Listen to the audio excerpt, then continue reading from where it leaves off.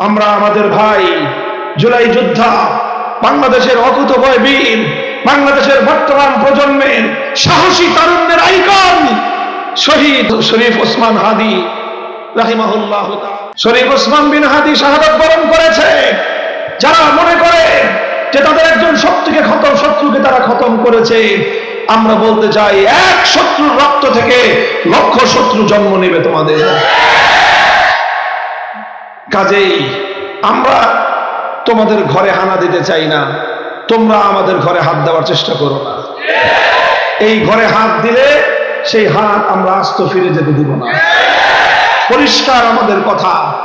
আমি বাংলাদেশের মুসলমানদেরকে বহু আগে থেকেই বলতেছি, মনে রাখেন, এই যে তিন আধিপত্যবাদ বিরোধী যে শক্তির লড়াই, যেই লড়াইয়ের মধ্য দিয়ে বাংলাদেশ জন্ম নিয়েছে, যে ইতিহাস থেকে বাংলাদেশ জন্ম নিয়েছে, এবং জন্মের পর থেকে আজ ৫৫ বছরের বাংলাদেশের ইতিহাস একটা কথা প্রমাণ করে, বাংলাদেশ এবং ইসলাম এক এবং অভিন্ন।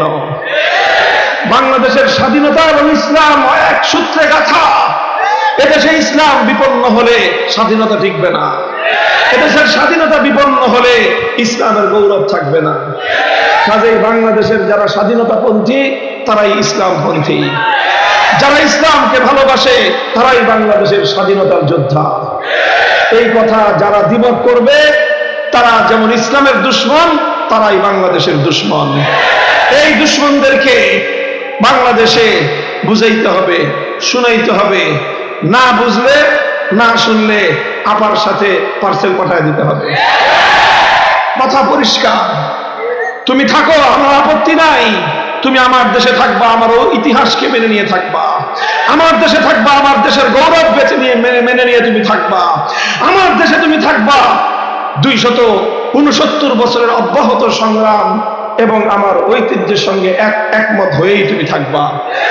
যদি একমত হতে না পারো, তোমার জন্য সীমান্তের দুয়ার খোলা আছে। আমরা আমাদের ভাই জুলাই যোদ্ধা, বাংলাদেশের অকুতোভয় বীর, বাংলাদেশের বর্তমান প্রজন্মের সাহসী তারুণ্যের আইকন শহীদ শরীফ ওসমান হাদি রাহিমাহুল্লাহ তাআলা। আমরা তার জন্য দোয়া করব, আল্লাহ যেন তার এই গৌরব দীপ্ত শাহাদাতকে আল্লাহ কবুল করেন। নামাজের পরে তার জন্য ইনশাআল্লাহ আমরা দোয়া করব। সেই সাথে আমি আজকের এই উপস্থিতি হাজার হাজার মুসলমান এবং আজকের এই বক্তব্যের মাধ্যমে গোটা দেশবাসীর প্রতি আমার উদাত্ত আহ্বান, খুব ঠান্ডা মাথায় শান্তভাবে পরিস্থিতিকে মোকাবেলা করতে হবে। হঠাৎ উত্তেজিত হয়ে কোন ধরনের বিশৃঙ্খলার সাথে আমাদের জড়ানো চলবে না। মনে রাখবেন, আমাদের দেশে বর্তমানে সংখ্যালঘু হিন্দু যারা থাকেন, বিশেষ করে তাদের নিরাপত্তা রক্ষা করা এটা আমাদের প্রায়োরিটির বেসিস, সবচেয়ে প্রধান গুরুত্বপূর্ণ দায়িত্ব। এই হিন্দুদের উপর শত্রুর আক্রমণ পরিচালনা করে বাংলাদেশে সাম্প্রদায়িক নির্যাতনের একটা ভয়াবহ মেসেজ আমাদের দেশ সম্পর্কে দুনিয়াবাসীর সামনে তুলে ধরার চেষ্টা করতে পারে। এই জন্য যেভাবে ৫ই আগস্টের পর প্রতিটি হিন্দুদের বাড়ি ঘর, ব্যবসা প্রতিষ্ঠান, মন্দির, গির্জা, প্যাগোডা, এগুলোর নিরাপত্তা ব্যবস্থা যেরকম আমরা জোরদার করেছিলাম, প্রশাসনের প্রতি আমার উদাত্ত আহ্বান থাকবে। পুলিশ প্রশাসন সহ আমাদের বিভিন্ন নিরাপত্তা সংস্থার যে সকল লোকেরা দায়িত্বশীলরা আছেন, আপনারা আপনাদের দায়িত্ব মজবুত করেন, সেখানকার নিরাপত্তা ব্যবস্থা মজবুত করেন। আপনাদের যদি জনশক্তির অপ্রতুলতা থাকে, লোকের অভাব থাকে, স্থানীয় মাদ্রাসা মসজিদের ইমামদের সাথে যোগাযোগ করেন। আমরা আপনাদেরকে অতিরিক্ত সময়ের সহযোগিতার জন্য ভলেন্টিয়ার সরবরাহ করব। আপনাদের দিক নির্দেশনার ভিত্তিতে আমরা এদেশের আলেম সমাজ, জাতির অন্যতম অভিভাবক আলেমরা, তারা জাতির এই ক্রাইসিস কালে ঐতিহাসিক ভূমিকা পালন করবে। দায়িত্ব জ্ঞানহীন কোনো ভূমিকা কোনো আলেম অথবা কোনো আলেমের ঘনিষ্ঠজন পালন করবেন না। অযথা হঠাৎ উত্তেজিত হয়ে কোথাও আক্রমণ চালানো, জ্বালাও পোড়াও করা, এর মাধ্যমে তারা শরীফ ওসমান বিন হাদির শাহাদাতের এই ঘটনাকে ধামাচাপা দেওয়ার চেষ্টা করতেছে। এত বড় ঘটনা দিবালোকের ন্যায় পরিষ্কার, তাকে খুন করে সীমান্ত পাড়ি দিয়ে সেই দেশে গিয়ে খুনি আশ্রয় নিবে।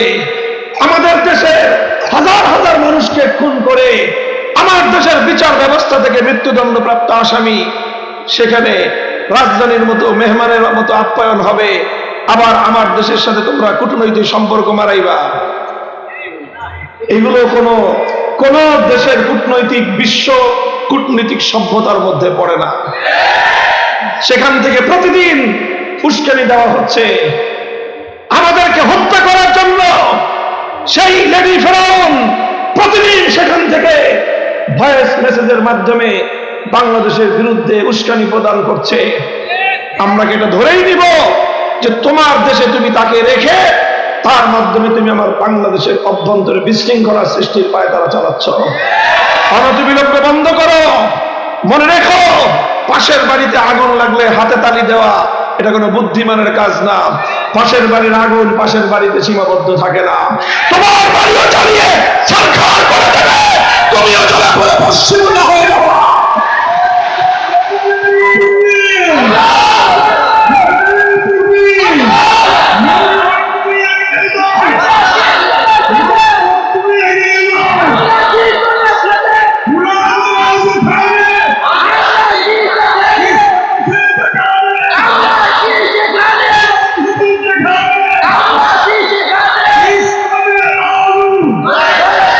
আমি আমার সারা দেশের সকল আলেম ওলামা, ধর্মপ্রাণ মুসলমান, দেশপ্রেমিক জনতা, বিশেষ করে জুলাই বিপ্লবের অংশজন, জুলাই বিপ্লবের পক্ষপাতী গোটা দেশবাসীকে উদাত্ত আহ্বান জানাই, ধৈর্যের সাথে শান্তিপ্রিয়ভাবে পরিস্থিতি মোকাবেলা করতে হবে।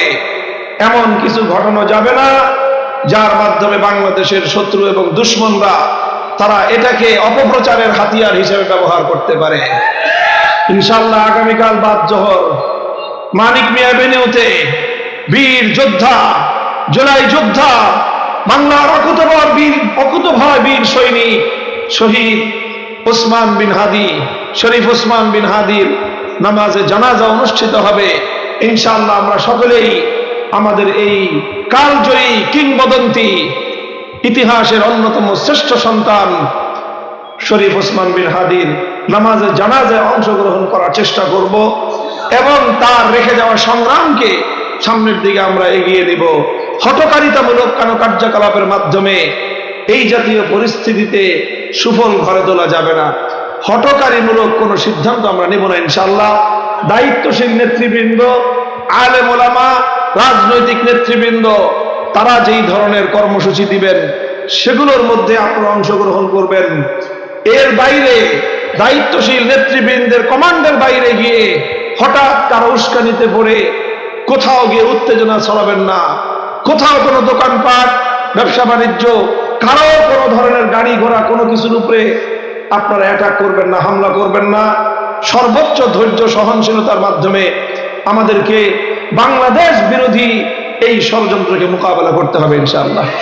আল্লাহ রাব্বুল ইজ্জত এই বাংলাদেশ এবং বাংলাদেশের মুসলিম জাতিসত্তাকে আল্লাহ রাব্বুল আলামিন হেফাজত করুন। দিন দিন এটাকে আল্লাহ পাক সফলতার দিকে আরো অগ্রসর করে দিন। ওয়া আখিরু দাওয়ানা আলহামদুলিল্লাহি রাব্বিল আলামিন। আসসালামু আলাইকুম ওয়া রাহমাতুল্লাহ।